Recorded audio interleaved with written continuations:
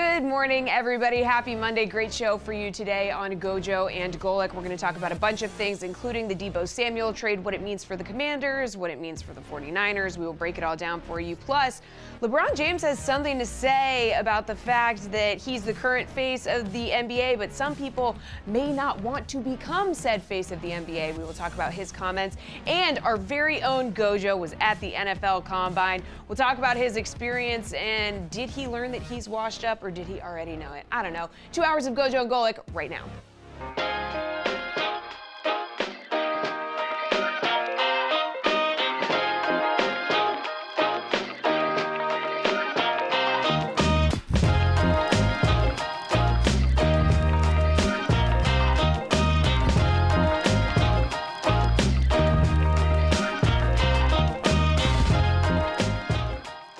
What's up, everybody? Welcome to Gojo and Golic. Mike Golic Jr., Mike Golic Sr., and Jesse Cofield all back here. Fun show coming up as always. Download, subscribe, rate, and review us. Leave us that 5-star rating.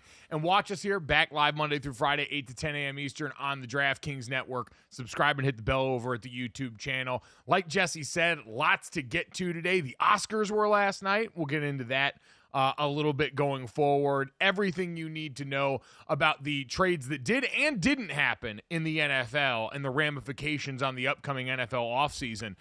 But an official welcome back to Mike Golic Sr., Dad, back with a brand new left shoulder in the saddle here. How we feeling, big guy?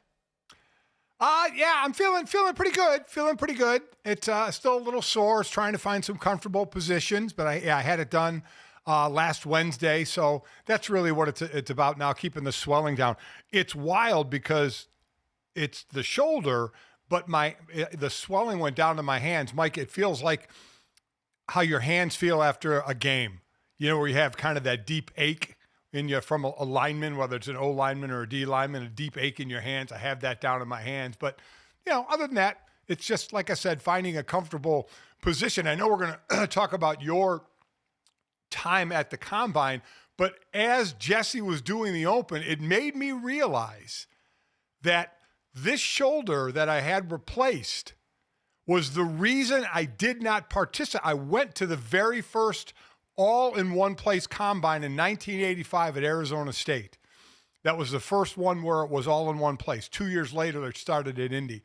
I could not participate because in the first game of that season, I hurt my left shoulder. I should have redshirted. I didn't. I played through the season, and I went to the I had surgery after the season. It was my first of 12 surgeries I had after my senior year on this left shoulder. Went to the Combine, just got looked at by the doctors because I couldn't do anything. And now, 40 years later, the Combine in 2025, I have a sling on and had said shoulder fully replaced. How about that? Jesus, your body just could not resist the urge to be back in a sling at this time of year as the Combine rolled around. It is. So what you're saying is you will not be competing in the Combine today. If you want to, you can have the interviews with Dad, and he'll be participating at his pro day as best he can. Might just do the 40 and some position drills there. That's exactly right. I will just be not a by choice spectator like some of the players were that we'll talk about at the Combine. But I give you credit, man. You went there and you did obviously some great interviews and such, but you did some of the events. I mean, and you walked away from it healthy, which was pretty impressive. Yeah, you didn't tear an ACL or anything. We're proud of you. Yeah. That was, Jesse, my only goal. It was like, and Dad will remember this, back when the Cody Parkey double doink happened, I ended up going out to Chicago when we were doing the morning show, and the Goose Island Brewery over in Chicago was doing a challenge to fans to come out in the snow and do the same kick that Cody Parkey did off this little strip of turf. And I said then my only goal was to not go out there and fall down or yank my hamstring in making the kick. And I shanked the kick, but I succeeded in there. It was the same here. If anyone missed it, it was on my social media, but I went down and doing those interviews for Bleacher Report. The NFL gave access to us and some influencers, some guys from YouTube, to go out on the field after the Combine had been done one day and go through a bunch of the drills. So we did the 40, the vertical jump, the broad jump, and some position drills. And while, again, Dad, 9 years in the NFL, host of injuries that go along with that lead to a shoulder replacement. Me, 17 starts in college, 3 NFL training camps, not a lot of tread on the wear and tear on the tires. And so I thought, all right, largely escaped the injury stuff. But like most linemen, bad back. And so in dealing with bad back more so in the last few months, my biggest worry going in was I had just gotten this thing under control. Am I going to jar it loose? And the surprising answer after all that was no. So shout out to my physical therapist. But man, Dad, having to go run the 40 after not A, warming up all that much, and B, not sprinting in probably over a year. In the last 10 yards, I could actually feel it was like when they draw a muscle diagram in one of those movies and they show you the insides of someone. I could feel the tendons separating from bone as I was getting towards the final 10 yards of that race. When you explained that to us, I just was envisioning, and I'm thinking, oh my, because that was the thing. You know, now jumping, certainly the broad jump can hurt your back. I was worried about that. Your vert was a massive, 6 feet, 11 inches, I think. My broad, yeah.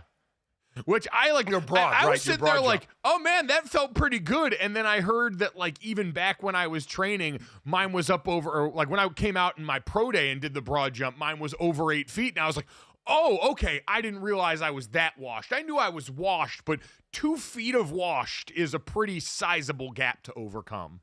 But running the 40, I mean, those events, the vert, the broad jump, those are quick events. You just jump and you're done. Running the 40, now it's not like it's a marathon event, but still, for a big man who hasn't sprinted in a long time, man, everybody out there thinking they could run a 40, man, without really warming up, go try it and just see, A, if you don't yank anything, and B, how sore you're going to be after it if you actually run at full tilt.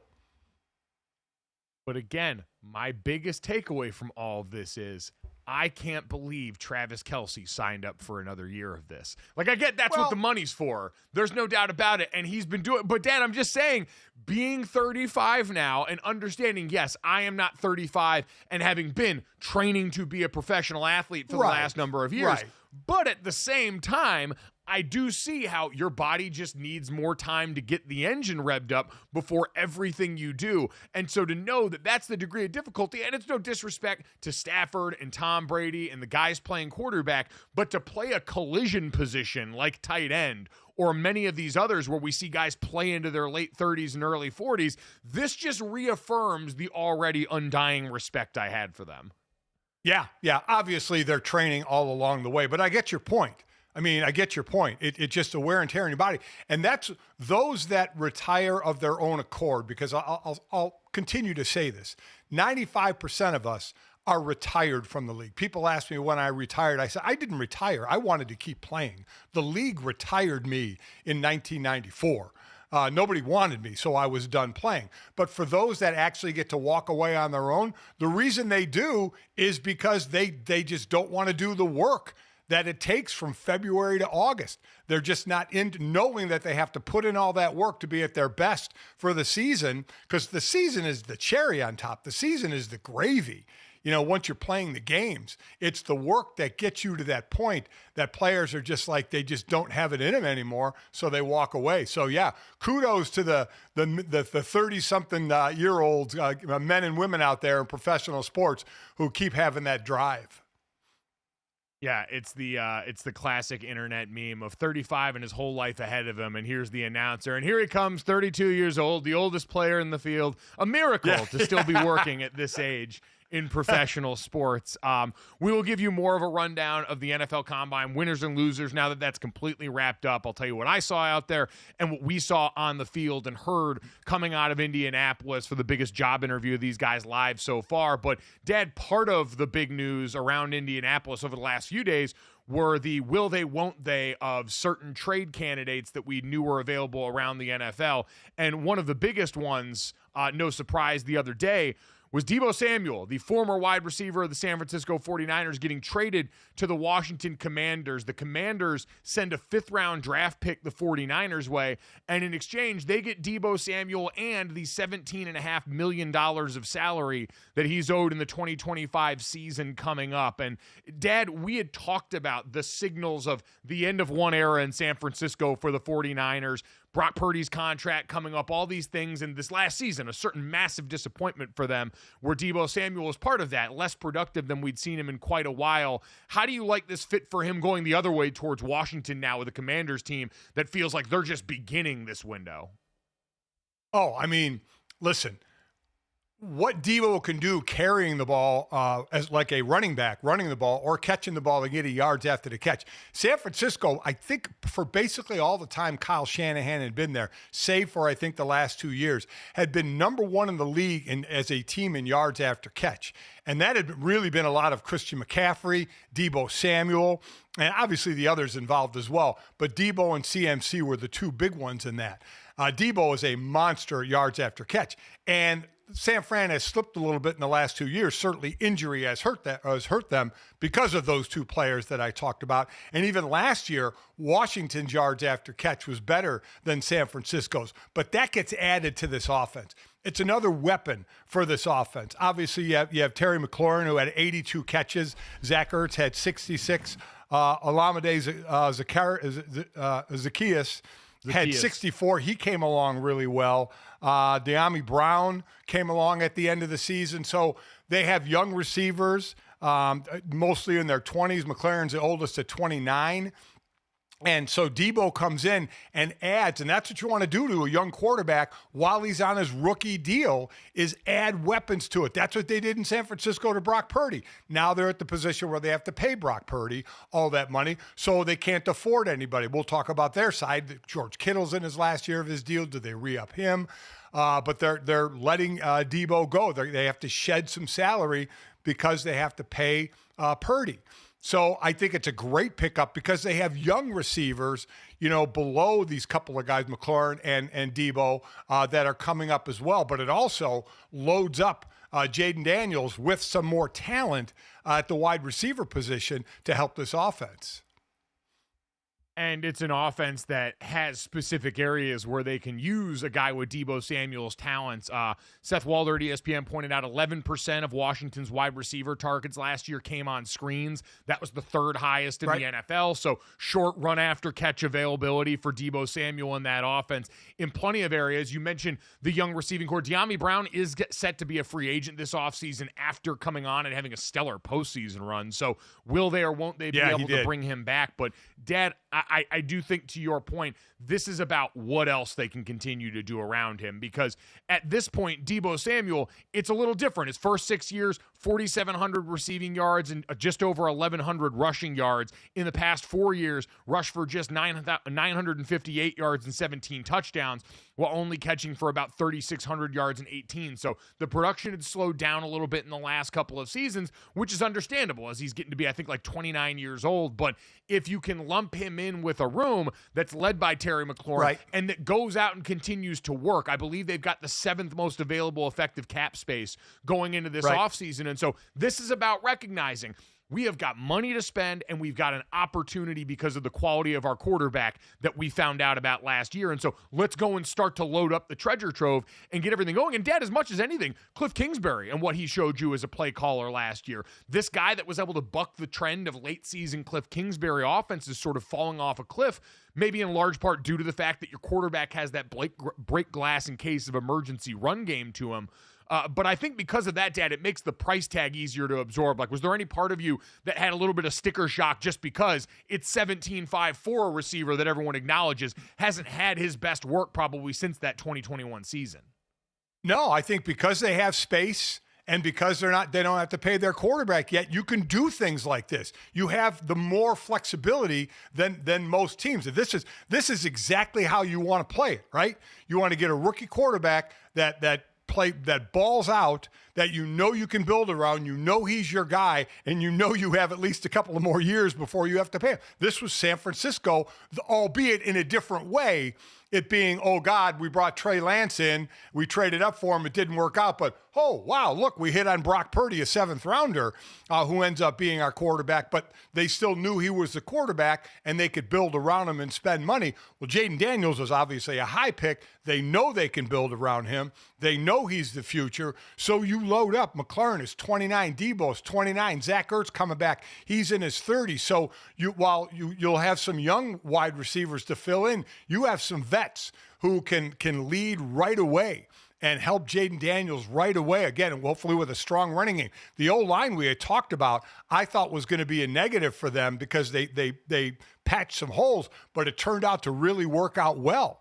So I really like what they're doing, and they're doing exactly what they need to do.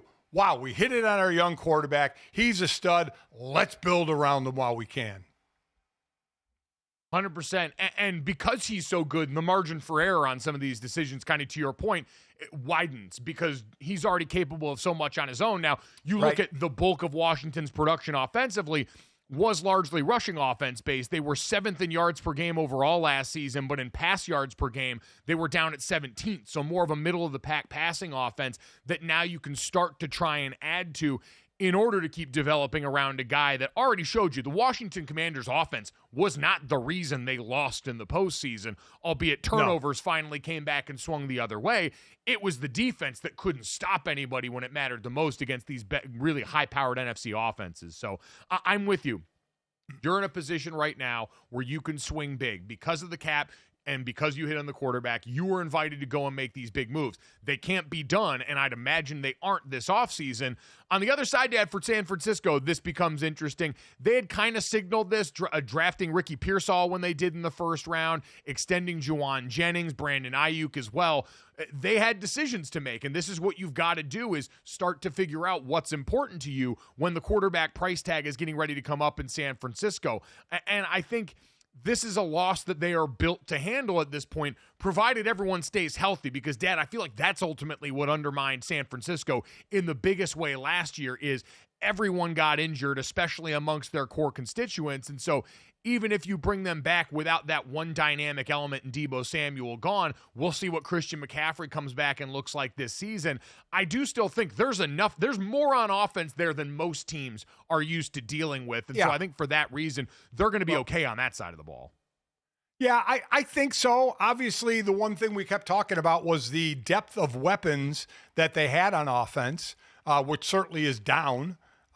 You have Brandon Ayuk coming back off the knee, Christian McCaffrey. We really have zero idea about CMC, right? Yeah. Zero idea. He may come out of the gate strong, and he's like that Ferrari, that incredible car that one little thing goes wrong on it, and you got to shut him down, right? Where you're just not going to get the value out of him what you get. He's under contract till 2027, so they have that squared away for now. Brandon Ayuk coming back off injury. George Kittle, next year is his last year, or this coming year is his last year. What do you do with him? You know, you got to re-up him. The guy's been, I think, not talked about enough. He's the best blocking and versatility of blocking and receiving tight end in the league. So the offense certainly is not as deep. It is Ricky Pearsall. Did they hit on him? Right? He came in after the gunshot before the season started, really kind of has done well. They're hoping he extends. But for the most part, you have two guys coming back of injury in Ayuk and CMC. So you have to they're kind of a wait and see to me. They are definitely a team in transition in the NFC West. That for so long, they were the class of the NFC, period. And doing battle with the Chiefs in the Super Bowl would felt like every other year. And now, yes, they feel like they've found a quarterback that they're going to hitch their wagon to, but we know with that comes the challenge in winning everywhere else. That opportunity in the NFC West makes this headline even more important. Coming up next, let's talk about the ripple effects from Matthew Stafford re-signing with the Los Angeles Rams. Next.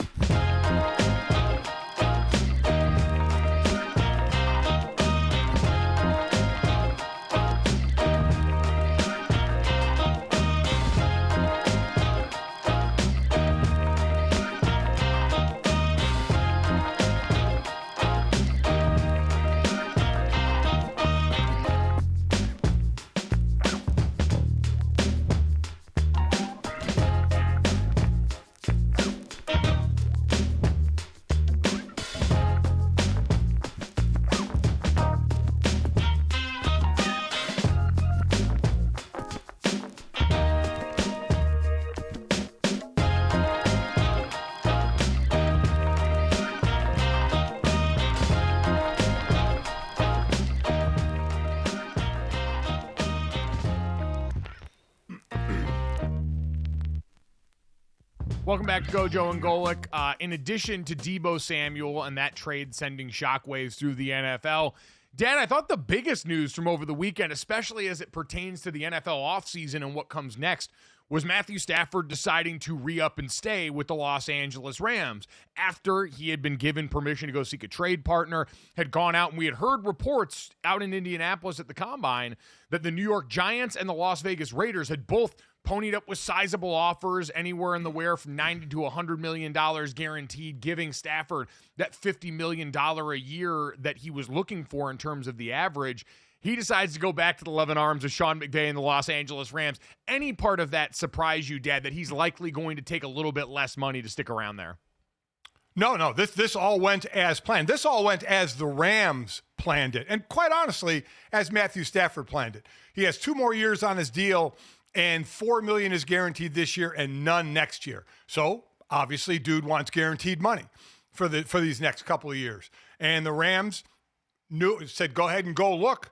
I think the Rams fully intended to get close to whatever anybody was going to offer, but they just wanted to let Matt go out and see what the number was, and Matthew Stafford did. Between Vegas and the Giants, as you said, could have been 90 to 100 mil. And then it was just for the Rams, get close enough for what, because why would he want to leave? I mean, again, you can't tell anybody, oh, you have all the money in the world, don't go make more. If dude wants to go make money, then he can go to the Giants or the Raiders and make more money. He has every right to do that. But you kind of have to, they have a relationship with the Rams. The Rams, when you say Rams, Vegas, and Giants, it's clear cut that only one of those teams is a contender right now, and Matthew Stafford is not getting any younger. So I think this is exactly how the Rams and Stafford, especially the Rams, wanted it to play out. Is we'll let him go set the number. Then if we need to match it, we'll match it. If we need to get close, we'll get close. And we think he's going to stay. And I think Stafford had that in his mind the whole time as well. So nothing here surprised me. Yeah, the Rams got to let Matthew go out and have a little bit of a hall pass, knowing ultimately they were going to be the best option on the table, that you weren't going to go back out into the dating market at this point in time and find someone that was better suited for you in the ways that you need as a competitor, the way that the Los Angeles Rams are. Because you're right, Dad, this was just about the Rams probably not wanting to negotiate against themselves in this. Let's go out, let's get a little bit of a market, and then we'll come in under that, knowing full well what we have to offer you is different than Matthew having the prospect of going to spend the end of his career more than likely on a team that's in the middle of a rebuild. For a guy that's already been beat up so much in his career, teams that wouldn't be as adept at protecting you, even though the Rams have some work to do there. Alaric Jackson they bring back on a 3-year contract to try and help shore that up in Los Angeles. But no, Dad, I'm with you. It makes a ton of sense, but it also did just kind of clarify. And I thought the most interesting thing about this, Dad, and you tell me, we're going to have a conversation in a second about what comes back with the Las Vegas Raiders and the New York Giants. I thought it was interesting that of the teams mentioned, the Pittsburgh Steelers were not in that bidding war for Matthew Stafford the way that we thought they might be. I thought that was pretty telling about what the Steelers may or may not be willing to do this offseason in a time where they're pretty quarterback needy. Yeah, that's true, because obviously Stafford, while it wasn't a free agent situation, was the best quarterback. I say available with air quotes because the Rams let him, as you said, go have a hall pass and kind of check out everything. And maybe some teams knew, listen, A, we're not going to spend that much on a quarterback. B, we don't really think they're serious about it. Or C, for Pittsburgh, just that's not a direction that they want to go, that they want to find a quarterback who can last with them for a while. Unless they can't, then they need another fill-in quarterback for a year or so. They don't want to pay that kind of money. No, so they made that abundantly clear, and now that'll inform what we have happen go forward. But, Dad, the central conflict for Matthew Stafford was, do I want to cash in one more time, maybe the last time in my career, and go out to a team that's a little bit more uncertain, or do I want to stay with one of the best organizations, one of the best play callers in the NFL, and the place that I know I've had success with, top of the mountain success with, and do that. And Jesse, that feels an awful lot like the math that one other quarterback is now going to have to do, who moves up in line to the top quarterback in an offseason that's got a lot of uncertainty at that position. Yeah, well, we know that teams like, Giants and Raiders were possibly interested in Matthew Stafford, so it remains, what do they do moving forward? And like you said, some big names left on the board who might have the ability now to cash in on some of these teams. Apparently the Giants are eyeing Aaron Rodgers, question mark. I mean, I get he's a veteran, but okay, so we got like Sam Darnold, Aaron Rodgers, Russell Wilson, Justin Fields, Kirk Cousins. So where do you think that the Giants should go now that they know they're not getting Matthew Stafford? Yeah, this becomes fascinating to me because the Rodgers one was going to capture the headline, but you read more of that reporting, and I think that was Dan Graziano at ESPN, and he mentioned all the other names. Russell Wilson involved in that. Sam Darnold, someone that they're targeting there. And, Dad, for Sam Darnold, this is a version of the Matthew Stafford equation, right, where Sam Darnold has the decision coming up. Now, it's not like Stafford where do I want to come back and be the guy unquestionably in Los Angeles right now. It's do I want to potentially come back to Minnesota, likely for a little bit less, and knowing I'm going to be the bridge towards the J.J. McCarthy tomorrow in that spot, or do I want to cash in what could maybe be my last time, but know I'm going to an environment that likely is not as conducive to success as the one I was just a part of Minnesota?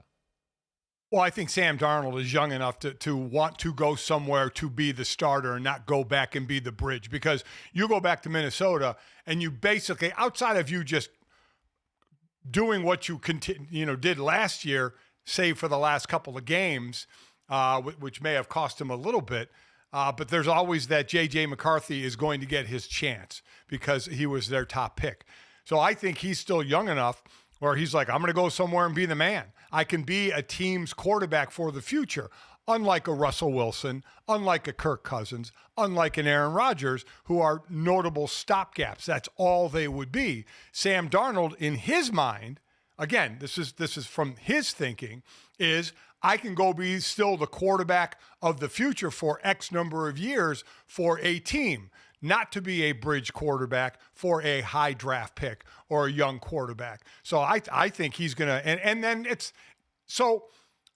I think it's a combination of grabbing the money, which again, now he got a lot of money. He was a high draft pick, grabbing the money, but also saying, I'm the guy. Like anywhere Aaron goes, Cousins goes, Wilson goes, they know they're not the guy.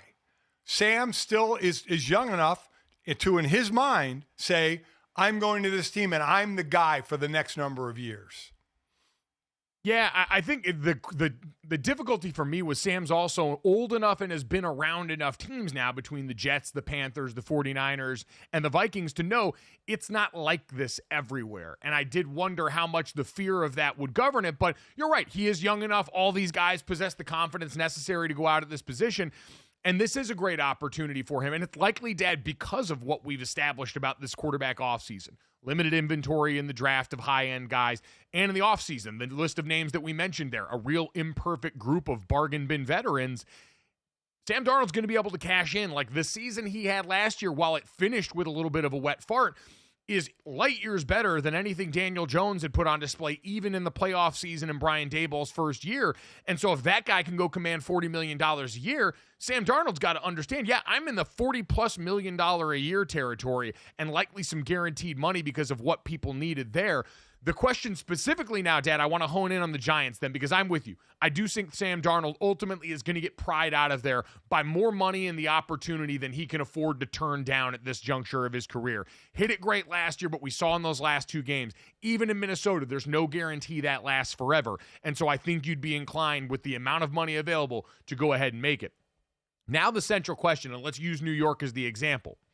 Would you, Dad, if you're the New York Giants, you're coming off a season where you just got your nose rubbed in it with Saquon Barkley, you finished up with the Daniel Jones era there, would you sign up for, I'll say just, with a little bit of inflation built in, the same contract that you just offered Daniel Jones? Would you offer that to Sam Darnold and call it a day? Or would you go and draft a quarterback at the top of the draft like you're in line to do, and then pair it with a veteran quarterback like Aaron Rodgers, like Russell Wilson, to help groom that next generation that you have under center? Well, I think a lot of it comes down to, as far as drafting a quarterback, is what your grade is on the top quarterbacks. What's your grade on Cam Ward? What's your grade on Shedeur Sanders? Because you're picking in the third slot. You know, do you think that Cleveland above you, who needs a quarterback, Tennessee above you, who needs a quarterback, are going to take quarterbacks? Do you need to move up to get a quarterback? If one of those guys falls to you at 3, are they graded at a level that is appropriate for that pick? Even though we know quarterbacks are overvalued. So that's the first thing. You're in position to get possibly positioned to get one of the top quarterbacks. By either moving up or one falling to you. Is that grade high enough to offset what a veteran like Sam Darnold, who was a failed high pick until last year, can bring you? If not, then do you say, okay, do we wait in the draft for the next big guy, or do we get a more veteran quarterback to fill in for a year or so, or do we pay Sam Darnold?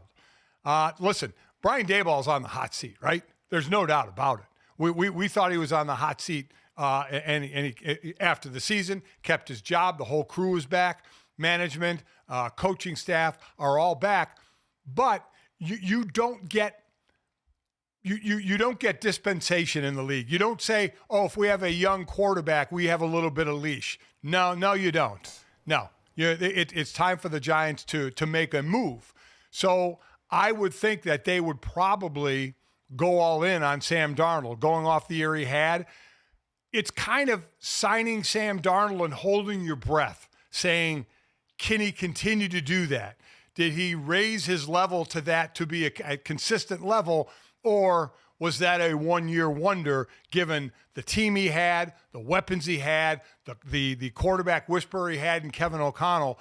Can we count on that happening in New York?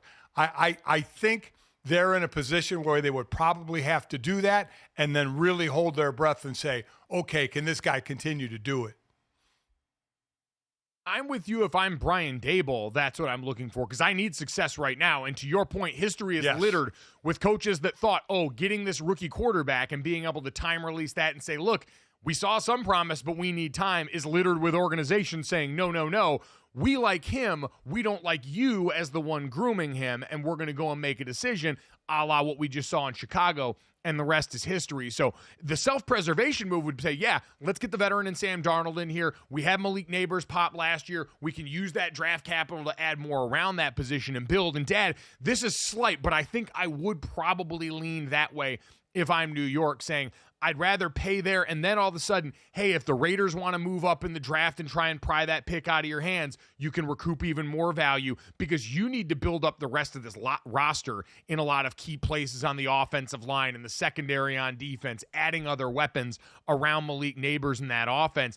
And I feel like bringing a rookie in there, yeah, timeline-wise, they'd be on a similar place, but man, you're asking them to offset a lot in an organization that you do run the risk of potentially having to clean house on the staff after this last season. So I do think they should be one of the teams making a healthy offer to Sam Darnold, and this probably shouldn't get to the Aaron Rodgers point where, man, just going from one side of MetLife to the other would be a real interesting career arc for Aaron Rodgers at the end. I just don't know where Aaron Rodgers fits in anywhere, Mike. I really don't. I mean, I could just – it's going to be very interesting. Now, obviously, because this is not a quarterback-heavy draft, him, Russell Wilson, Kirk Cousins are going to be somewhere, but it's tough to see where a good fit is going to be, where you're going to say, yeah, we're going to catch lightning in a bottle. It just doesn't seem like it can happen. No, and especially because with Aaron, I mean, at this point, you have to factor what attention he brings to your team and how he does it. That's part of the model at this point. And that's one thing when you think you're getting Aaron Rodgers that's closer to the multi-time MVP. It's another completely different equation when you're looking at the version of Aaron Rodgers that you got last year and what he affords your team. And so I still think, the Raiders, depending on what happens in the draft, could be interesting with that. Maybe the Titans get desperate enough to try and have someone else there to push Will Levis. But either way, far down in the pecking order, Aaron Rodgers behind Sam Darnold. What a time to be alive. Who are the quarterbacks the Giants may consider, and what other stars popped at the Combine this last weekend? We'll tell you all about it next on Gojo and Golic.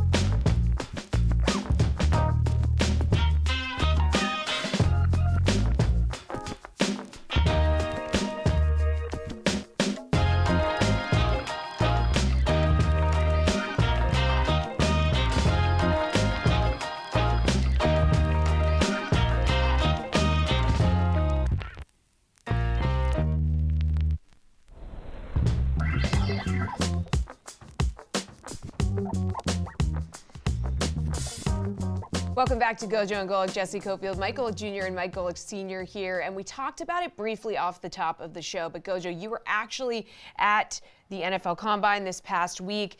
So let's talk about your experience, man. I mean, did you learn anything about the players? Did you learn anything about yourself while you were there this past week in Indy? I mean, we know you figured out that you were washed, but maybe a little more washed than you initially thought. Yeah, washed on the field and off the field. The late nights you hear about at the Combine lived up to the hype. It felt like college again, and I very much was made aware. I am not collegiate in the way that I can go out and drink anymore.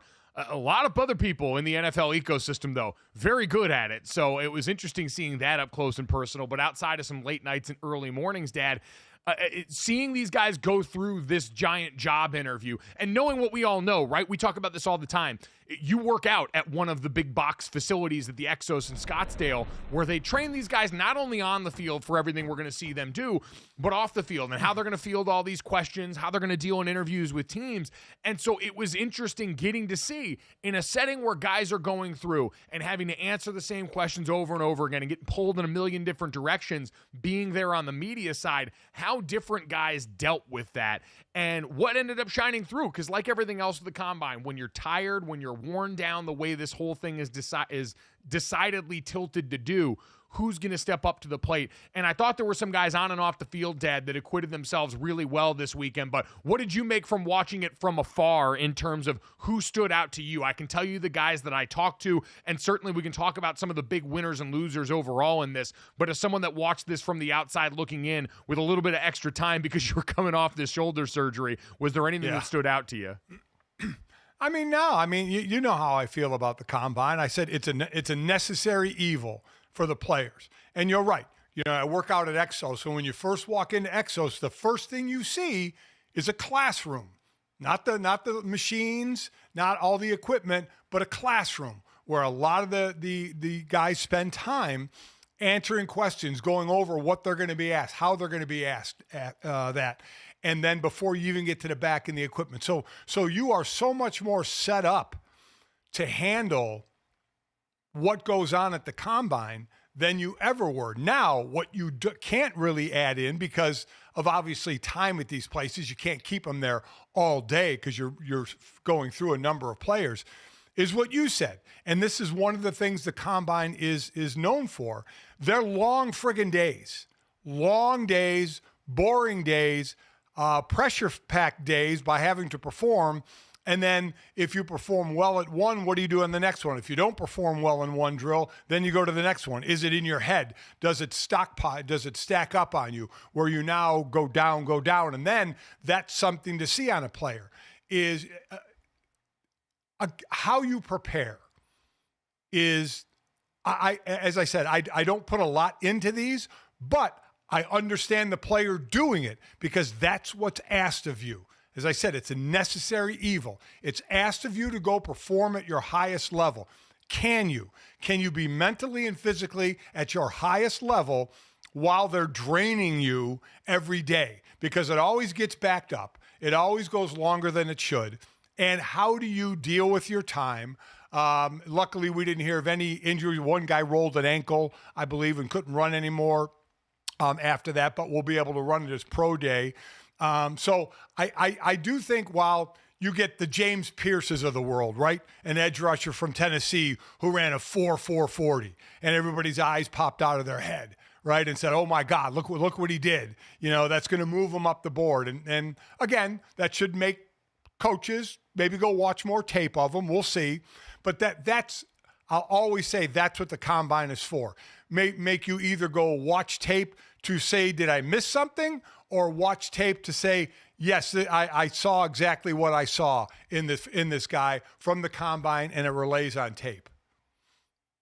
By the way, credit to the guy you mentioned. That was former Texas tight end Gunnar Helm that rolled his ankle in the 40 and then finished out the day. Didn't tell anyone, didn't do anything. And then the pictures leaked after and showed his ankle ballooning all black and blue. And, Dad, that to me is kind of what this is really about. And seeing it up close, it's a great PR machine for you to get your name out more with the general public. The bulk of it is always the interviews, hearing teams talk about what they got from guys behind closed doors. But for players, even guys like, and Dad, I think you'll appreciate this as we look at some of the big performers, like Shedeur Sanders and Cam Ward both did not throw. Cam Ward made that decision at the combine. Shedeur we knew beforehand, but it was a chance for them to go out there and get the PR machine whirring a little bit. The rest of the quarterbacks in this draft class, the rest of them wasn't really as great of a showing. On the field, it was inconsistent. It was kind of what you expect with quarterbacks throwing with receivers they've never thrown to before. But even factoring that in, it didn't feel like that group of Will Howard, Jackson Dart, Jalen Milroe, Quinn Ewers necessarily did much to pop in that way. And so it was sort of status quo, even though, Dad, weird discrepancy to see with Jalen Milroe and a lot of the measurements between what we saw from guys at the Senior Bowl and the Shrine Bowl in a number of different metrics. But how about Jalen Milroe's hand size growing almost an entire inch between last month in Mobile and here in Indianapolis? Apparently in Mobile, his hands were measured at 8 3/4 inches. That was before we talked to him at the Super Bowl. And now here at the Combine recorded a 9 3/8 inches hand measurement. I don't know what sort of training you can do for the hand stuff in between now and then, Dad, but whatever Jalen Milroe did, it worked. In all seriousness, we need to examine why there are such massive discrepancies in a number of ways between those star bowl game events and this. But either way, Jalen Milroe's got to be thrilled because that was a big knock against him. I'm going to have to say that was human error. I mean, again, to measure the hand, it's from tip of the thumb to tip of the pinky is how they measure the hand. So and that had to be human error. Maybe the guy only went thumb to ring finger. Who knows? Yeah, that one was human error. I mean, there's no doubt about it. And so much is made of hand size. It's just another thing that makes me chuckle a little bit. Yeah, I'd agree. And for Jalen Milroe, we heard his defiance at the Super Bowl saying, I can throw the damn football. Didn't look great. Some of the same accuracy issues that followed him at Alabama. And Dad, I guess that to this point, the Combine felt this year in a lot of ways more like a confirmation of things that we had known and reason to go keep pouring back into the tape. So quarterbacks, there wasn't really what felt like a standout among that group. Dad, this running back class, though, I know we've talked so much about running back value coming off of what Saquon Barkley and Derrick Henry did, and people wondering, hey, is this going to lead to more guys getting opportunities to get paid, to get pulled in by quality organizations who want to add a weapon in a way that now feels more viable again? This running back class is a testament to the fact that these guys can come in and be a game changer. Like, we've got 2 first-round running backs mocked right now in obviously Ashton Jeanty, whose name everyone knew, but Amari Hampton out of North Carolina, who's a name I feel like people are just getting to now know because that North Carolina team wasn't as good this last year. But, Dad, you go on and on down the list. The amount of running backs that ran 4.5 or better, the idea, I think I saw some people say mocked that there might be 33 draftable running backs drafted this year after 30 were drafted in 2017. We hadn't approached that number since, and this year we might smash through and exceed that. You're going to kind of come in and I think get what's traditionally been the problem at running back, which is a surplus of talent that you can get later on in the draft that feel like they can come in and be productive starters for you. That's exactly it. And by the way, I think there were 14 running backs who ran under a 4.5. And you're also right about people not really knowing a lot about Hampton at North Carolina, but that man can run. God. I agree that there probably will be 2 in the first round, but the point really to take from what you said was there is a glut of running backs that you can get later in the draft. And I'll continue to say, this goes on grade. What's the grade you have? Is the grade you have on whether it's the 2 first-round quarterbacks that are running backs that much different than the grade of potentially a second or a third-round running back? And if it's close, then wait. Fill another need in the first round. That's the thing. Is I always come back to this, but it's the truth. Every team has their own grading system. What is the grade discrepancy by position? The only thing I would say to push back against that with running back in particular, when you've got high-end talent like you do in this draft, is at that position in particular, that extra year of control that you get, that 5th-year option that you get on first-rounders for running backs where you want the bulk of their carries early on in their career and early on in their 20s. If you've got guys that in so many ways check the box the way that Jeanty and Hampton do in particular, that could be the carrot, but you've got to be a team in the right place. That's the biggest thing we've established after this last year is if you are a team that has mobile quarterback, an offensive line that's already built up and ready to go, and you're looking to add another weapon instead of maybe reaching on another wide receiver, if you've got the chance to add a running back who, with Hampton and Jeanty both, capable pass catchers out of the backfield, willing participants on third down, you're not going to have to necessarily take them off the field. That could be massive. But seeing these guys in person too, Dad, I got to interview Amari Hampton and Caleb Johnson, the running back out of Iowa, who's one of the guys in this group. If you want size at that position in this draft, Jesus Christ on ice, shaking those guys' hands and steering almost eye to eye with 2 running backs was a humbling experience and a reminder of the talent in that group. Speaking of staring eye to eye with people, dude that made himself some money this weekend, Dad, Nicky Manwari, the safety out of South Carolina, went out there, tested through the roof, was all of 6'4", 220, running, I think, a sub 4.4, right around a 4.40, jumping out of the gym. He was a guy already flirting with being a day 1 draft pick, first safety off the board kind of guy. It's him and Malachi Starks out of Georgia. Definitely helped himself. He's another one, stared eye to eye. I asked him about who he thought as a player comp for himself, mentioned Kyle Hamilton, and at least physically, I can see why he believes that's apt. Yeah, I mean, he's 6'3", 220. I think Kyle Hamilton is like 6'4", 210. So Kyle's a little lighter, but a little taller than Nick is. And yeah, he ran a 4.3, 840. You're right. And that safety position, what they're asked to do. That's when Derwin James came in the league, maybe even a little bit before him. You can go way back a bit to the Colts and Bob Sanders, quite honestly, as well, where they're asked to play safety, they're asked to play linebacker, and they're asked to play at the line. And you get guys that are 6'3", 6'4", who are physically capable of doing that.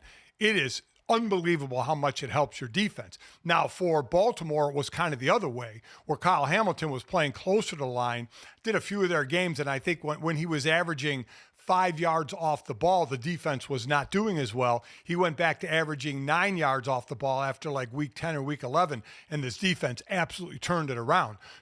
But that's the thing. It's the versatility. They can play 3 positions at that size, and you're like getting 3 players in one when you get a safety of that size.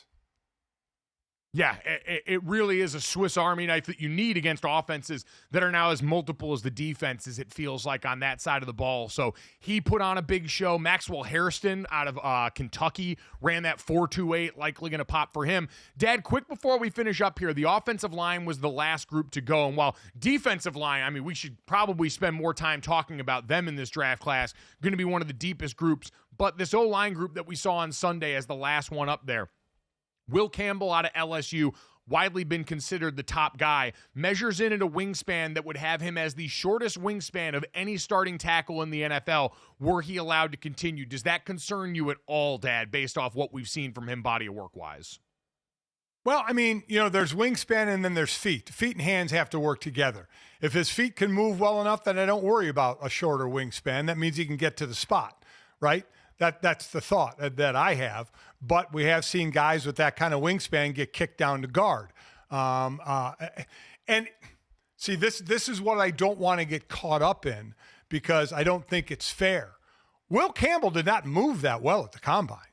In the wave drills and such, he did. There were many offensive linemen that moved smoother than he moved, right? But I just tried to block that out, saying, I'm watching his tape. I'm watching his tape. I know how he plays. I've seen him play. So I'm not going to let that get into my head. But for those that do, he did not move as well as some of the other old linemen. And the wingspan, like I said, as long as he can move his feet and get to his spot, I won't worry about it. I still think he's going to be the first guy off the board. I still think you start him at tackle and then let him convince you that he's a guard if need be. The guy that made some money this weekend and was already pretty highly talked about, get ready to learn the name Armand Membu if you haven't already. The former right tackle out of Missouri ran a sub 540, looked the part doing it, moved well in all the drills. I think he's the guy whose name you haven't heard as much publicly, that has been talked about by scouts and personnel, that's now going to start to get some of the press that he deserves. Speaking of press, coming up next, we'll go full court press on some NBA headlines in hour number 2 here on Gojo and Golic.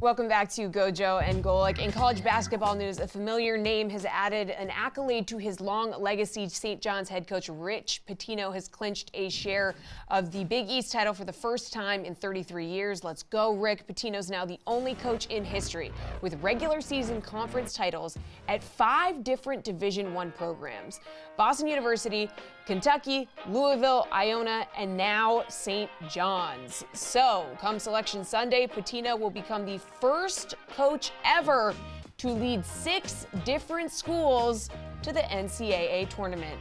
Not too shabby. We'll be back in 5.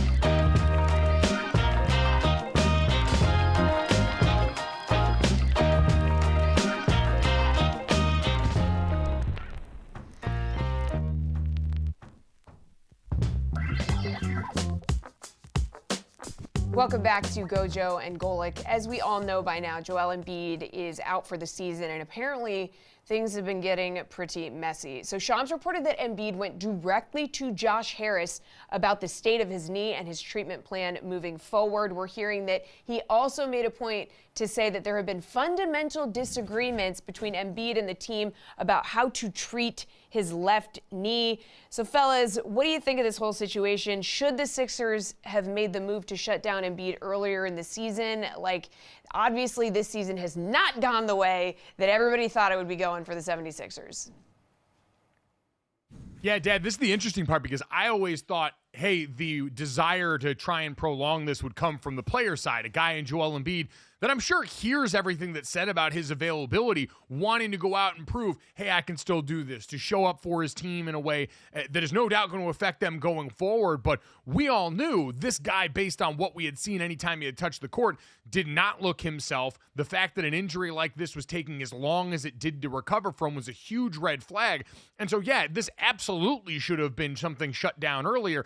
And now with what we're hearing, prompts questions about the organization-wide ineptitude that goes into a decision like this around a guy who, yeah, we're probably done with the best of Joel Embiid for now at this point in his career with the mounting number of injuries. But, man, he's still the cornerstone of your franchise, and to have this level of ineptitude in dealing with him does not signal great things about the Sixers overall. No, it doesn't. Between the contract that he has, the contract Paul George has, the one obviously bright spot is Tyrese Maxey. That's who you're going to have to eventually start to build around, because I can't see a path where this team becomes a viable option as the best in the NBA. I mean, Joel Embiid's best days have to be behind him, right?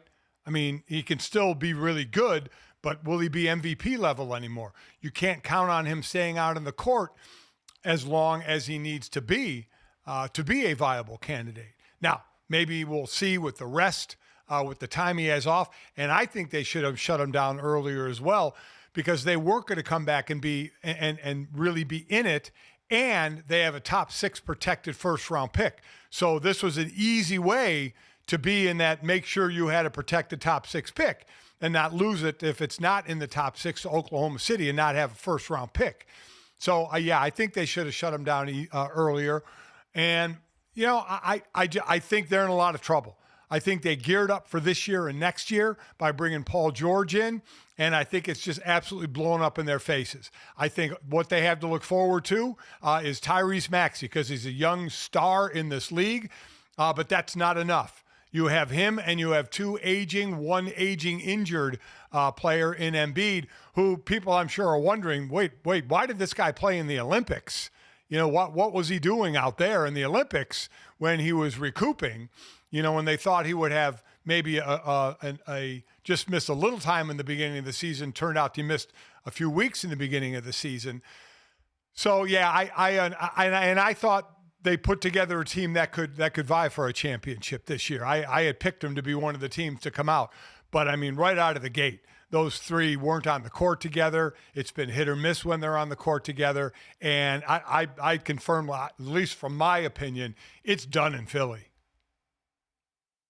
It got so bad that we had an athlete, as a part of player-led media, actually decide, hey, I think I'm going to take a break from this whole podcast thing and try and focus on helping get us back in a basketball sense. Like Paul George came out on his podcast, Podcast P, one of the successful ones over at the same group that had produced the Kelsey brothers and all that stuff, and said, hey, I'm going to be stepping away from the microphone for a little while because I don't know if you guys have seen, it's pretty bad over here. So for that to happen, Dad, indicates a level of panic behind the scenes in Philadelphia, because we're so used to all these guys having a voice, being a part of this conversation here. Paul George has had a podcast for a long time, and we hardly ever deal with a lot of the same tropes anymore outside of 1 or 2 weeks where we'll do the, hey, are these player-led podcasts good for guys speaking on behalf of teams during the seasons, a la Micah Parsons and some other guys that get lumped into this. So I just thought that was noteworthy, that it is now officially so bad in Philadelphia that Paul George is not going to podcast for a little bit, and that's the Richter scale on which we measure a lot of this. Looking around, though, Dad, this is sort of par for the course of teams that have decided to do business this way, with players who are either a bit past their prime or prone to injury, and now going forward going to have some major questions to ask about their future, because this is kind of not the same thing we're doing, because sticking a fork in them, though, like the Phoenix Suns, Kevin Durant, all the conversation around this once great player who for so long was worth a certain level of success through the playoffs on his own, the way Joel Embiid felt like for a long time, right? Joel Embiid, this isn't new for him dealing with injury, and we'd still seen him make runs to the Eastern Conference Finals basically playing on one leg. And so the fact that it's gotten this bad now, the fact that for the Phoenix Suns, you've got Kevin Durant openly talking about their poor effort as they're getting blown out and losing games, all of this does feel like truly the sands of time finally shifting past a certain generation of player, even though, as I say that, LeBron James and the Los Angeles Lakers are second in the Western Conference standings. Well, yeah, we'll get to them. But you're right. Kevin Durant, after the loss to Minnesota, said we embarrassed the fans and we embarrassed ourselves the way we played. I want us to be better. Listen, they're 4 games out of the play-in. So it's not like they have been playing great and slipped down. Golden State was playing well at the beginning of the season. Then they had slipped down some, and then they got Jimmy Butler, and things have certainly gotten better for them. They're sitting, in the 7th slot, just right in the play-in. by getting Jimmy Butler. But man, I mean, what the Lakers have done. I mean, this was a trade that was supposed to help the Mavericks, right? This was a Nico Harrison-led trade by Dallas to say, we need to get rid of our 25-year-old all-NBA superstar because we don't want to pay him the $345 million max deal because we think he's overweight and out of shape. So we don't want to pay him. So let's trade him away. And we're going to trade him away and bring in AD, and we have 3-4 years, really 2 years, to see what we can do to build for this team. And what happens? In game one, AD goes down with an oblique and is in the process of missing his month.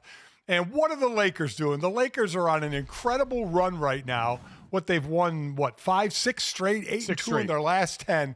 They are playing some great ball right now because remember, they're really doing without a big now, but they're doing it. I mean, the way LeBron and Luke are playing together, it's like they're both young players.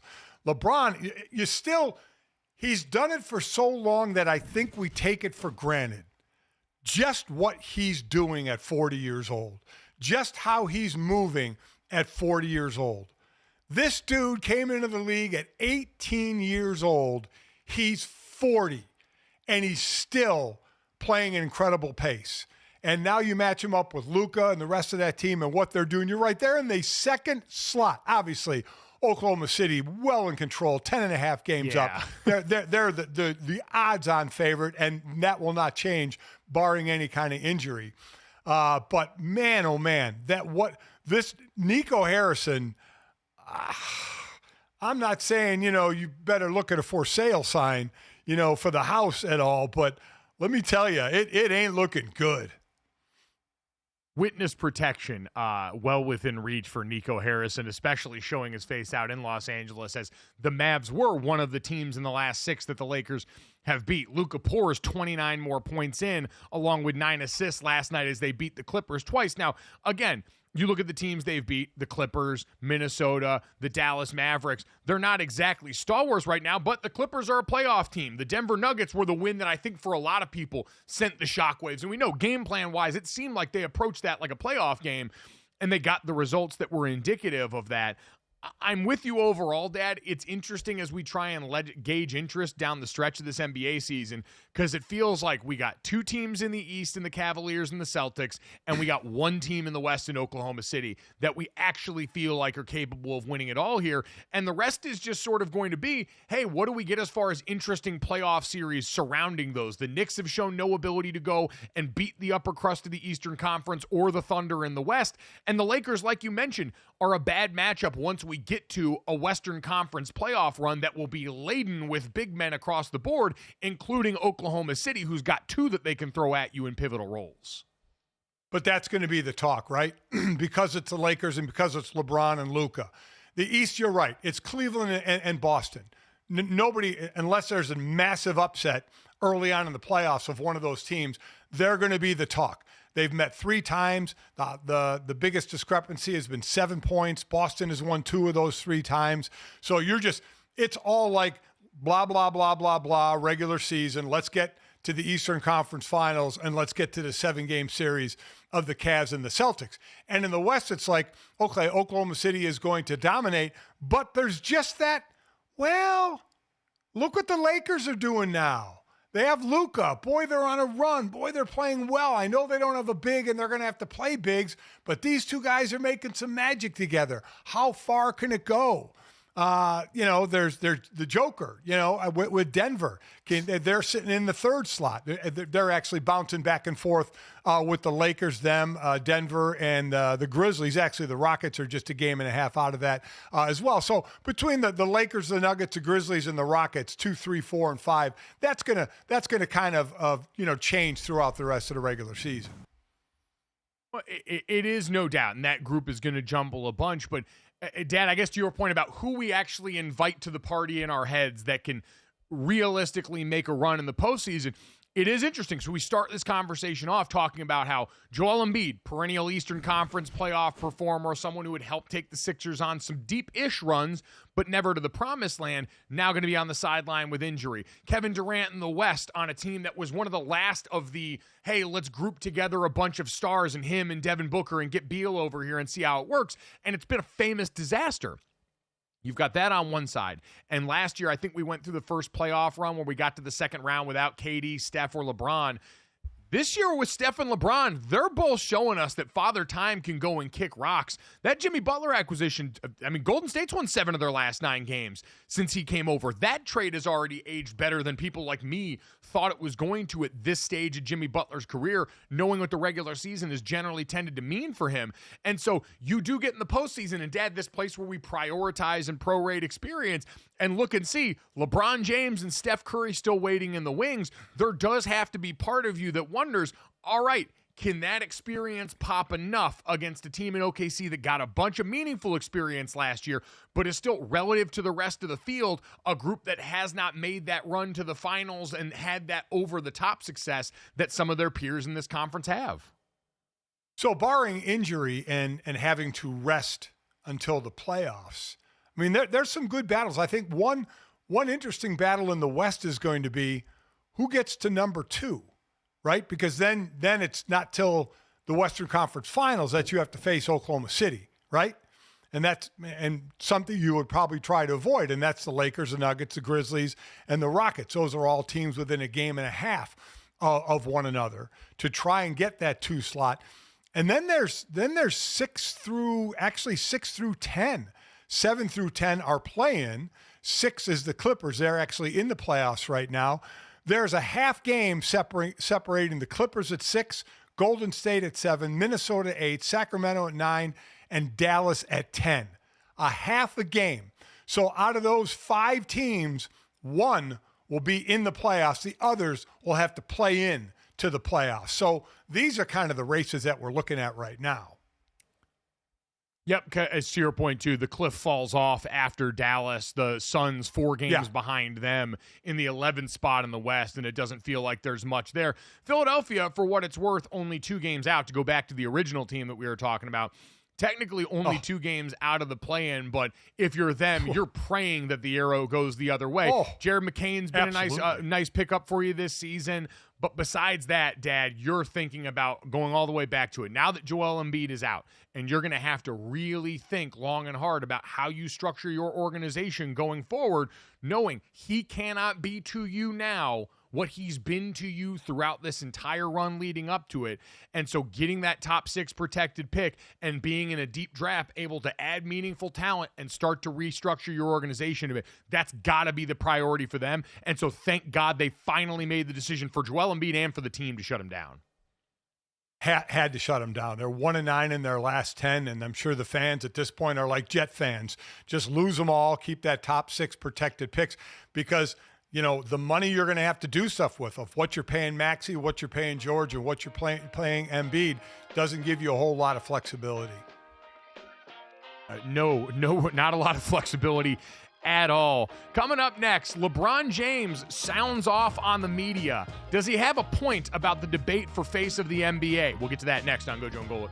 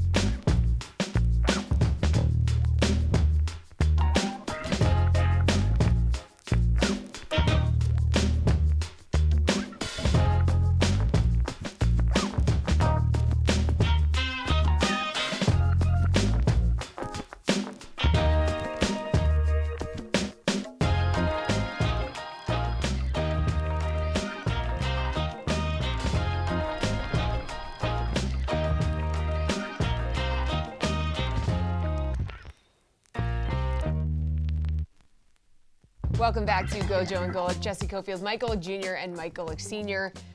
We've heard nonstop coverage about the face of the NBA conversation. Okay, Anthony Edwards says he's not interested. That's what they have Wemby for. So much so that LeBron James decided to step in and give his 2 cents. I don't know. Why do you want to be the face of the league when all the people that that cover our game and talk about our game on a day-to-day basis shit on everybody? That responsibility, it's just weird. It's weird energy from the people that I don't know. But Channing, he said it. He said it perfectly. Couldn't say it no better. But Ant said he don't want it. Obviously I didn't ask for it, but I knew there was a responsibility for me, not only to my family, my friends, my community, and whoever that was going to follow. Does LeBron have a point here? But also, like you said, you can't really choose it. So sorry, Anthony Edwards, but you might have to buckle up and be the face of the league here. Yeah, so he mentioned this. Channing Frye had the comments, Dad, and these are shots that I know Stephen A. Smith felt like were directed at him and others that are a part of the legacy media that cover the NBA. But in general, where have you been at, Dad? We generally fall on the football media side of things. You've been covering the NFL and college football for decades. I've been covering largely college football, but the NFL with the show for the better part of the last decade.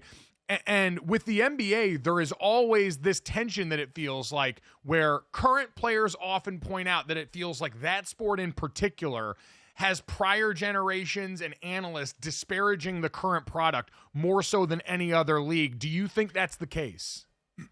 Oh, yeah. Well, yes, I do. We're in yelling season. We're in full debate season. We're in full rip everything season. That's what media does now, or some media. That's what they do. They yell, they debate, they scream. And listen, if that's what they do, that's what they do. But that's what it's evolved to, something devolved to. But the difference is, going back a few years, is the players never really had an outlet. There was never really any back and forth, right? Unless you interviewed a player like LeBron after a game and it was on the 11 o'clock news sports edition. Now you have social media where players can fire back. That was the first spot. But also, you have so many current players that are in now doing media things with podcasts, streaming.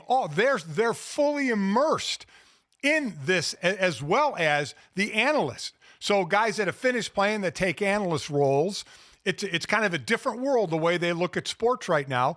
But players have a place to react to it now. So there's way more headbutting. Listen, when I played, there were definitely guys that were playing that didn't agree with what analysts, former players were saying, but there was never any outlets for it. So you never really heard it unless those two saw one another or, like I said, somebody was interviewed. Now it's out there. Everybody can see it. Everybody can hear it. I guess people love it because there is the headbutting of it. And it's not just everybody getting along. It's some people really criticizing and listen, LeBron is defending his league, and I don't blame a player for defending their league at all. But it's just everything is out in the open now. It's a different type of media. It's a different type of analyst now, and players can respond to it immediately. So I think that's why you have this headbutting out front, viewable to everybody. As far as face of the league, and LeBron's right, you don't have a choice. It's Wemby. Wemby's the face of the league. Once LeBron, Steph, Durant are gone, it's Wemby. And Wemby doesn't have to ask for it, or maybe doesn't want it. Doesn't matter. It doesn't matter. It's where it falls. Well, I think the whole face of the league is just kind of who's willing to talk back. Like I think your point about player and media kind of underscores this, is the importance of it. And it really, in a lot of ways, shined through for me at the Combine this last week. I was drawn to players that would come over and take the time to actually give thoughtful answers. Like, it's amazing what little we require as an outside world to feel like someone's letting us in. And Dad, you're the one that's always talked about this. The analyst job of a former player is to take people where they can't go. And for the majority of fans, all they want is to be let in. And so when you've got a player like Wemby that actually is willing to talk about basketball publicly, like LeBron James that's been willing to talk about that publicly, a podcast he did with JJ Redick where they were explaining basketball, that might not be for everybody. The jargon and stuff might go over some people's heads and be a little bit much. But in general, I think what this has always been about is the face of the league as someone that's felt like they've invited people in to the conversation about the sport. And so as I'm going through the combine this last weekend, and you talk to a guy like Kelvin Banks out of Texas, who was really adept at talking about stuff for him. Jahdae Barron, I thought, had one of the best weekends of any player at the combine. The Thorpe Award winner out of Texas, who was great representing that. Emeka Egbuka from Ohio State. All of these guys that are willing to just say, all right, hey, I understand the role that this media arm plays in all of this, immediately invite more fandom because it's people feeling like, all right, hey, someone that's got this ability that I'll never have is letting me in. And Wemby has done that really naturally. Anthony Edwards, just through the sheer nature of his charisma, has let people in a way that most don't. And for everyone else here, I'm sure it's uncomfortable because there's some guys that just want a ball and don't want to deal with the rest of this stuff. And that includes, to LeBron's point, the negative criticisms. I think a great case in point of that in baseball was Mike Trout. Mike Trout, I mean, everybody wanted him when he was healthy and the best hitter in the league. Everybody wanted him to be the face of the league. Now, there were concerns that baseball didn't do a good enough marketing job with their players, but Mike Trout wasn't out there. He wasn't out there doing things. He wasn't out there with the media. He'd do his weather reports, locally. He had fun being the local meteorologist and stuff, but he wasn't out there, to your point of having the personality that it needs to happen to be the face. I agree with you. I agree. You need to have a personable guy, and you're right. It is different when you get a player that will sit down and give you actually good answers and not canned answers that, quite honestly, you'll learn at the big box places before you go to the combine. You kind of learn the right thing to say sometimes instead of really what you feel like saying. Well, and you're a lot more likely to have your guard up and not want to do that when you feel like you're constantly under attack. And that goes back to the crux of this basketball conversation. And to me, it's always been a volume problem. Like you talking about baseball, basketball, they both run into the same issue. And I remember we had this conversation with Jared Carabas at one point. I forget if it was on or off the air. Like baseball requires a lot of effort to really be an analyst of or talk about because the volume and the sample size has to be so big for you to take anything away that it's a lot of work to do that. And so when you're trying to spin that into national talk show stuff, man, that gets hard. And so you've got to find the big picture things. The same with the NBA, this league where, hey, we question how much everyone involved really cares about the regular season, how much emphasis we put on the postseason to the point where teams are structuring their star players' availability because they only care about winning the championship, and understandably so. When you're dealing with that, the night in and night out only feels so important. And so what do we default to? GOAT debates. We default to these more hot button issues that try and get people interested, but that end up, and this is kind of the social media age creeping in too, Dad, they end up sort of dehumanizing the player a little bit. We're so far removed from what's happening night in and night out that you end up talking about these guys like they're characters in a game and not people that all of a sudden hear all this and go, well, why do I want to come talk to you guys and play my part in this if the minute I step away from this conversation, now all of a sudden I got to hear you, especially former players, Dad, because we all know it hurts a lot more when it's one of your own, when I've got to hear a former player talk sideways about me in a way that feels like a betrayal of the brotherhood. Yeah, especially like you said, when they can have their own outlet, their own podcast. They can say they can break their own news. They can do all the things that the media used to do. They can now do. And the other thing is, we're talking about this in the NBA. We're talking about it. We haven't had to talk about it in decades, not just years, but decades of who the face of the league is. It's been LeBron. It's been Steph. It's been Kevin Durant.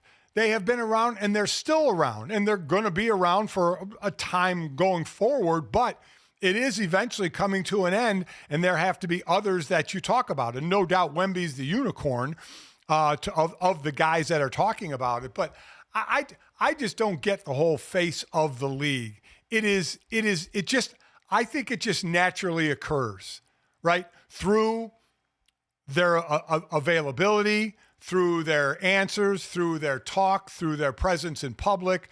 I think it just naturally generates some way. And that figures itself out. And it's something that this league hasn't had to figure out, like I said, in decades. Yeah, it's a fun exercise, I think, just because it's all an ego trip, right? The same way that we talk about NFL fans and football fans in general. There's a weird thing about the quarterback because it's an ego trip. Feeling like you've got that box checked with one of the dudes as a fan is the drug of choice. Everyone, because then it makes everything else easier. You know that inside your organization, everyone talks nice about you, and that's appealing to a lot of people. The same way, I've seen Celtics fans get upset and take it some kind of way that Jason Tatum doesn't get more run in this because they want to feel like their thing is validated. When in reality, you've already got the championship. You got the thing that everyone actually wants in all of this. But for some reason, again, and the reason it gets brought up is because, again, talking about basketball day in and day out on the national level, kind of difficult. Talking about who's the GOAT or who's the face of the league, that's easy and accessible to everyone, especially the casual fan that only watches but so many of these games because they got a job and they got other things to do. So it is kind of like a silly, fun thing that we do. Yeah. But for players on that side, you do understand why, hey, I don't want that responsibility. And LeBron James has made it look easy for a whole bunch of years because he was so good it didn't matter. That's the other part of it, Dad. For a lot of players, you don't even get to entertain this because you're so worried about just keeping your job or doing the thing necessary for your team. And Paul George stepping away and saying, Jesus, it's bad over here. I probably need to focus on this is one of the rare times we've seen a player at that level go, actually, this is a lot. And doing all of this on the side is something that takes a fair amount of time. And so I want to go and focus back on the main thing. I tell you who, especially if you're an older coach, has to really kind of sour you to see players so involved in the media, right? Because they want you focused on the game. So to see the players, the current players that are doing podcasts and such. Just go back when you were at Notre Dame and you would do stuff with the media for the team. When I was in Philadelphia and I would do a piece every week called Golic's Got It. Coach didn't like that. Your coach didn't like that. And that was just a small sliver of being away from the team, right? Not being 100% on the team. Now, I mean, it's a given. If you're a halfway decent player to a good player, that you have a podcast or you have an outlet, you have some outlet that's taking you away from the game, which again, I'm not ripping that. I think it's fine. You're not 24/7 on your sport. As much as fans and coaches want you to be that, it's not that way. And you should have a life outside of it. So I definitely fought back out or fought back on, wait a minute, what do you mean I'm not paying attention on my day off when I'm shooting this? I mean, I'm all in when I need to be all in and even overtime at times. So I never agreed with that. And coaches really don't have a say in it now, especially with the type of players that are posting on these outlets. It's harder when it's the players that you need more than they need you. Like Micah Parsons, going all the way back to him, is a great example. Dallas Cowboys and whoever employs Micah Parsons needs him more than he needs them because of his skill set and how good he is at it. So it's hard to tell him no when he wants to do all this. And by the way, Micah Parsons getting good at this. Like, that's the other part, is these guys recognize, and this is what coaches always want to avoid, hey, there is something else other than football. There's life after football. Football coaches, and I understand it to an extent, they're trying to control variables so that they can win and put food on the table for their families as well. And they don't have the ability to impact out in the field. They need you to do it. And so they want you focused on the thing that helps them. Self-preservation kind of governs everything. But we have stopped around long enough to where guys have gotten good at this. Like Micah Parsons was out here accurately analyzing the things that went on in the Deebo Samuel trade to the Washington Commanders. And that's because he's taken this seriously and because he's got the reps at it. And to underscore your point again, because he's good enough to where they can't really tell him no, because he still goes out there and produces. And that's the bottom line in this balancing act. So whatever you want to talk about with face of the league, there are always going to be guys naturally charismatic enough and who recognize the opportunity in front of them enough to pick up the mantle and say, if you want someone to welcome people in, I'll absolutely be the beneficiary of that with all the notoriety, fame, and money that can come with that along the way. Speaking of notoriety, let's hand out some awards. The Oscars were last night. Next on Gojo and Golic.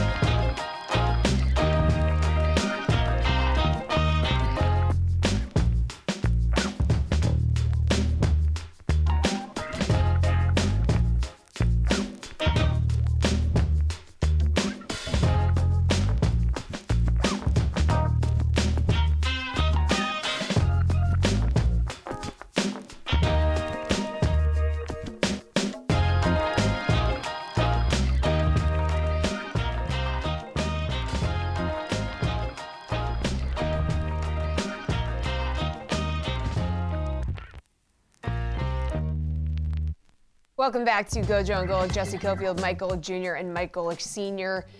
Fellas, last night was the Oscars, okay? The culmination of awards season. We made it. We did it. Talking a little Hollywood here. How much do you guys care about the Oscars? Did you tune in at all? Any surprises for you? Did you see any of the movies that were nominated for Best Picture? Because I feel like that's always a fun game. Like, no, I didn't see any of them. I think I saw one. So how about you guys? That's always actually my favorite part is I realize that the Oscars for me are sort of like what we're all like in sports talk supposed to represent for a lot of people is where am I supposed to put my eyes? Like tell me what to watch for and I'll go and watch it. And I used to try and go see a lot of the Oscar nominated films before the award show and play the part. And now just because of life and the job and everything else, I kind of wait around for the Oscars to point me towards, hey, what do I need to check out here? What actually does check the box? What conversation around these movies? And so of the ones that were nominated, Best Picture, which was won by Anora, who cleaned up 5 of the 6 nominations for that movie, taken home by that movie and the award show circuit there. The other ones, The Brutalist, hadn't seen. The Complete Unknown, hadn't seen. Same with Conclave, Amelia Perez, I'm Still Here, Nickel Boys, Substance. I saw Dune Part 2 and Wicked of the Best Picture nominees, Dad. Did you even see those two? I saw Wicked. I did not see, and the only other ones I'm going to watch are going to be Dune Part 2 and Conclave. I have no interest in really seeing the other ones, quite honestly. And I always go into these Oscars. Normally, Jesse, the channel gets stuck on the red carpet channel before it to see what everybody's wearing. I kind of lose out to that in the household for the red carpet. But then you want to see how is the host. In this case, Conan O'Brien was the host. I thought he did a fine job. And then the speeches, how long, how short they're going to be, how good they're going to be, how bad they're going to be. I think, unfortunately, at least for mine, I watched a lot of it, as Mike, as you said, because of my shoulder, I'm doing a lot of laying around. Kieran Culkin, who won Best Supporting Actor for A Real Pain, was the first award winner. They announced some good ones right in the beginning and then the big ones at the end as well. He gave a phenomenal speech. Talked about how his wife, they had 2 kids and how he promised a third. I think if it was a Golden Globe and then a 4th, she said, I'll give you a 4th if you win an Oscar. And she even said, there's no way in hell that's going to happen. And he was up there on stage saying, it happened. You owe me 2 kids. It was quite honestly the best acceptance speech of the night. And unfortunately, it was the first one. So we had to endure all the other ones after that one. That was a really good one. But yeah, I rarely, Jesse, to your point, see any of these movies. And that's not to say they're not great movies. And I'm the king of watching content online. So I know it might seem shocking that I don't see these, but yeah, they just don't grab me. But like you said, Anora, 5 wins out of 6 nods. Well, it was Amelia Perez had 13 nods and 2 wins. That was the most nominations, Amelia Perez with 13, and they got 2 wins out of it. But it's always an interesting night that goes too long. But, what are you going to do? I did think Conan did a great job there. Like, obviously it's front loaded with the monologue and that's going to be the thing most people think about.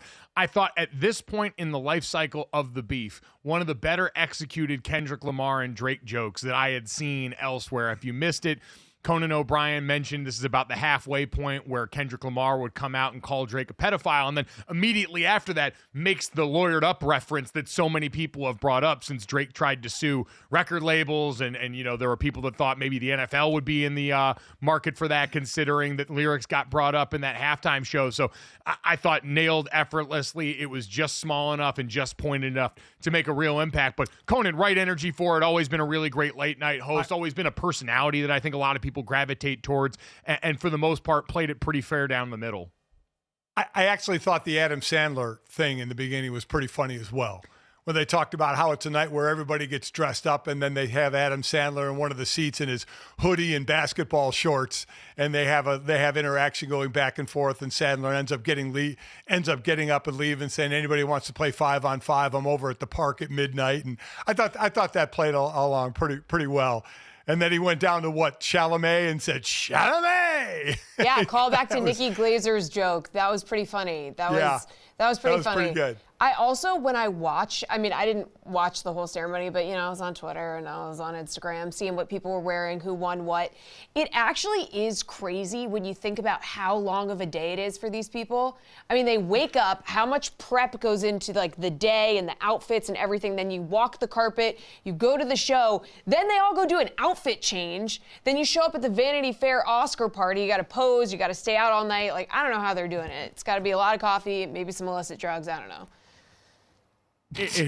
Probably a healthy mix of both or an unhealthy mix of both, depending on who you are.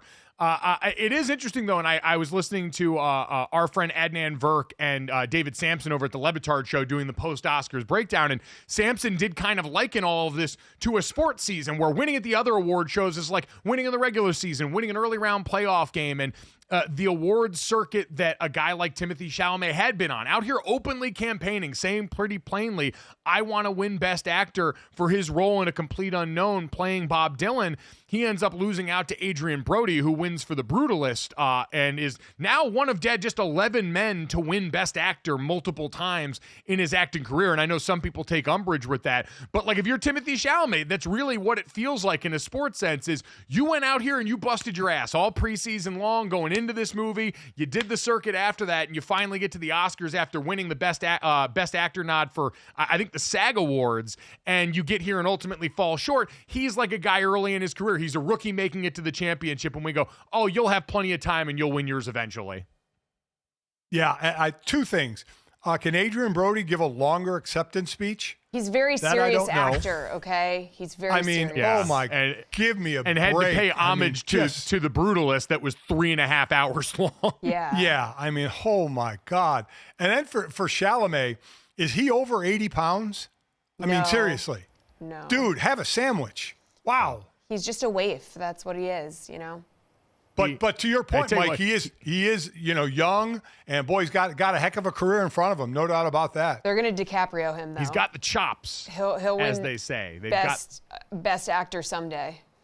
Yeah. Yeah. He will. He's got that to look forward to. In the meantime, the award winners for last night, we mentioned Honora won Best Picture. Adrian Brody won Best Actor in a Leading Role for The Brutalist. Mikey Madison won Best Actress in a leading role for Honora. Kieran Culkin, Supporting Actor for A Real Pain. And Zoe Saldana for Emilia Perez, Best Actress in a Supporting Role there. The other interesting thing that I saw was that now for the 23rd straight year, the Oscar nominees receive an Everybody Wins gift bag from the LA marketing company Distinctive Assets. And this year's bag, not affiliated with the Academy Awards, by the way, valued at almost $220,000. Dad, tell me if you'd like any of these things. Obviously, in the aftermath of the LA fires, this one a little more hit home. 1-year membership to Bright Harbor, a personalized disaster recovery support, as well as 10 memberships to give family and friends, and some reconstructive services that can be gifted to others. So if the nominees want to give them to family members or neighbors or people more in need, they can do that. Right. That's a good one. But as far as the other ones, Dad, you've got a $240 cutting board from John Booz, a collection of film-inspired merch valued at $400, luxury pocket squares valued at about $1,500, a number of cannabis products, a $5,200 stay at a 5-star hotel in Barcelona, and then the nominees offered a $25,000 in-depth look at their family tree courtesy of Ancestry DNA. Dad, most of this gift bag kind of stinks. Yeah, none of that appeals to me except the cannabis products, probably.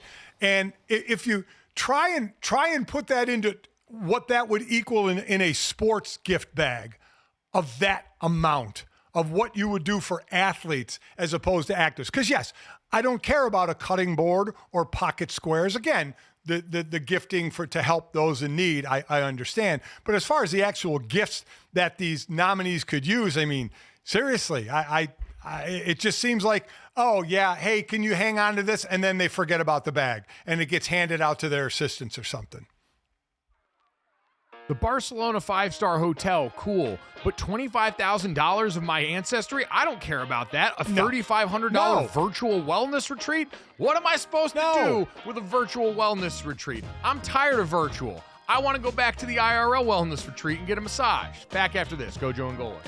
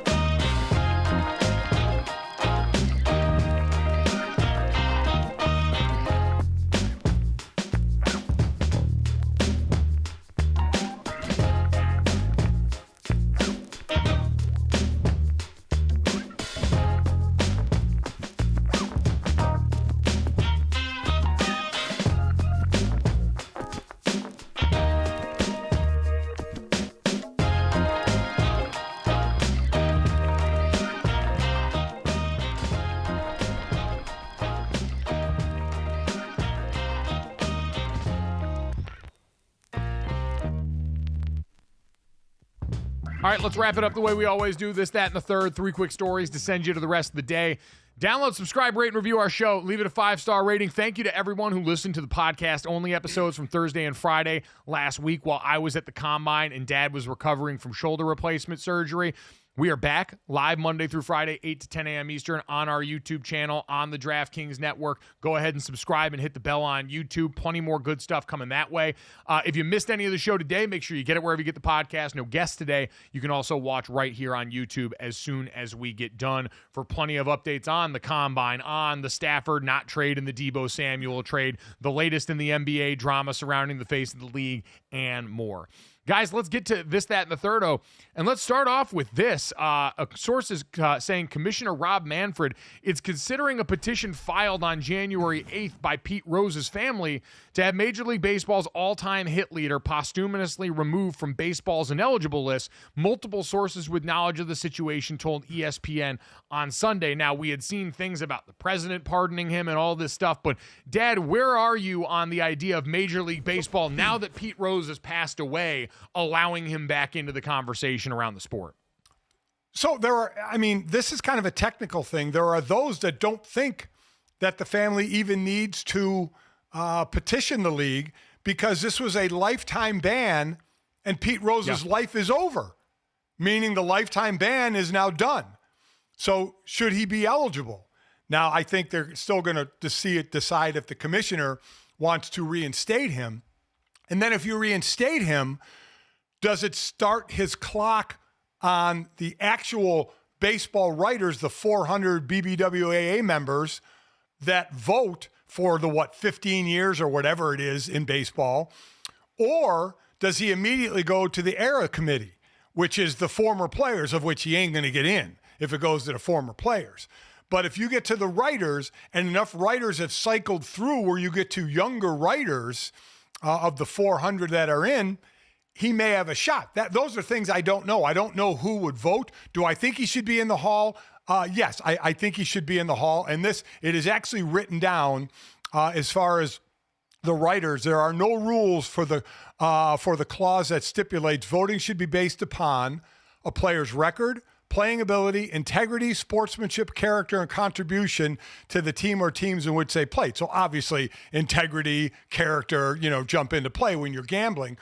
But as I said about the steroid era, the gambling with Pete Rose, his play on the field, he should be in the Hall of Fame. You could put a plaque up. You could put, just like the steroid guys, you put a plaque up saying this was the steroid era, whatever. Pete Rose gambled on baseball. I know he signed the petition that said he should be banned from baseball, but I would have zero issue at all if he would be reinstated and up to the voters to let him in to see what they would say.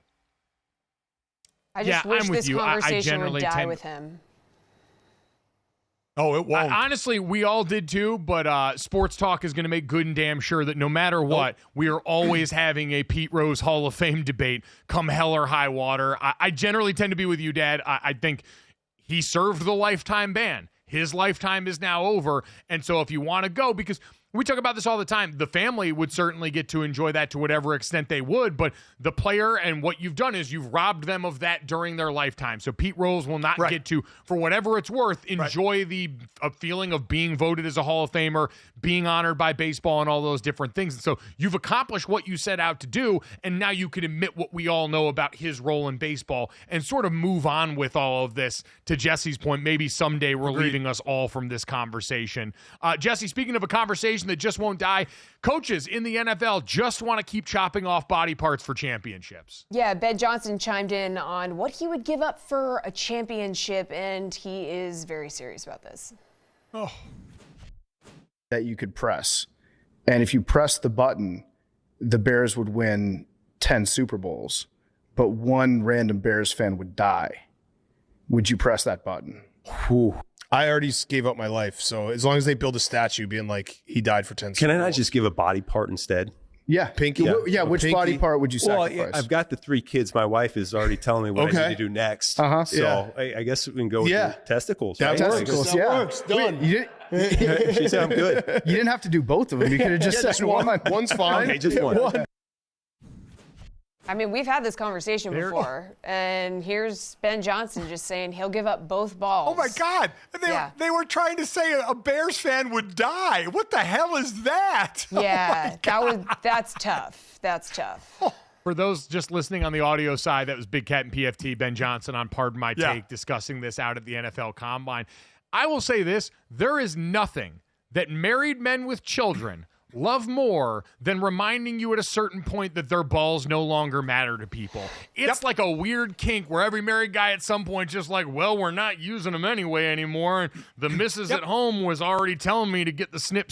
So, Dad, I don't know what it is about y'all, but y'all really get down on that. By the way, a on the table. vasectomy, you don't cut them off when you get a vasectomy. Can we just put that out there so people understand? I know. Yeah. People do. I do like the understand. idea of a generation of kids that grow up as sports fans that hear this so often from like the Mike Vrabels of the world and now Ben Johnsons that they're going to think of vasectomy as a full-on castration. Yeah. It is not. But listen, if I was in Ben Johnson's position, if we had all you kids and we were done having kids, I would do that too. Then I'd go ahead and give it up. I would. No, I don't need them anymore then. Yeah, and they didn't even say one Super Bowl. They said 10. That's a lot. No, I know. So I would. Yeah. Easy yes. Dad, didn't we just do this with you where you were the anti-testicle crowd? Right. And it was, it was early, talking about early in my career. We had Sydney after my career was over. So we weren't done having kids. If we were done having kids while I was still playing, I would have done this. But we were not having kids. We had Sydney, which, come see, come saw, how well that turned out. But, Sydney earmuffs, my God. A Super Bowl actually makes you money. Sydney is a net loss in the financial department. That's true. I thought Sydney saved me money. The doctor did not make it in time for the birth of Sydney, right? Did not make it in time. So the nurse ended up delivering Sydney, and everything was great. Everything turned out well. But we didn't get billed by the doctor. And I made this big stink. I'm like, look at this. I got my daughter, and she's already saving me money. And, of course, the punchline is that was the only time in her life that she actually saved me money. Well, she sounds like a smart businesswoman. Oh, jeez. I'm talking to the wrong person here. Speaking of bad business, let's talk about the third, Jesse, and one very interesting tiebreaker in the SEC. Okay, so we decided the seeding, by we I mean the NCAAW, decided the seeding of the SEC tournament with a coin flip, you guys. What is this? I mean, this is how we're deciding the number one seed in the women's NCAA SEC tournament. This is how we're deciding it, with a freaking coin flip. So South Carolina got the number one seed over Texas because, I don't know, they picked heads or tails. What do you guys make of this? Doesn't sound like this is how we should be doing things in 2025. So just a little background, South Carolina and Texas both finished 15-1 in conference, and both of their losses came to the other. So the typical tiebreaker is usually head-to-head. Those were tied at the top. The second tiebreaker in the SEC in this situation goes to the results of the two teams against the highest seed in the conference other than themselves, but considering both teams only lost to themselves in conference play, that was also negated. Dad, I'm amazed that tiebreaker number 3 in this era is already coin flip. Like, if you told me we got to tiebreaker 7, and you're like, all right, we've exhausted every other machination of records and tiebreakers that we can, then you could do that. That's cool. But this as tiebreaker number 3 is insane to me. This had to be decided at the end of a really long meeting where they just wanted to close it out for the day and just said, all right, what do we do after 2? Hey, screw it. Let's do a coin flip. By the way, coin flip, I always call tails. Tails never fails. Yeah, in this one, no heads or tails. The coin, actually, the only redeeming part of this is much like when you get to the Super Bowl and you have a commemorative coin. This had Texas on one side, South Carolina on the other. Very cool coin. The winner should get to keep it. But, Dad, you are absolutely right. Lunch was already outside in the conference room. They were ready to wrap this meeting up, and so we'll settle it with a coin flip here. Flip a coin and decide whether or not you're going to download, subscribe, rate, and review our show. Leave us a 5-star rating. Thanks so much. We'll talk to you all tomorrow.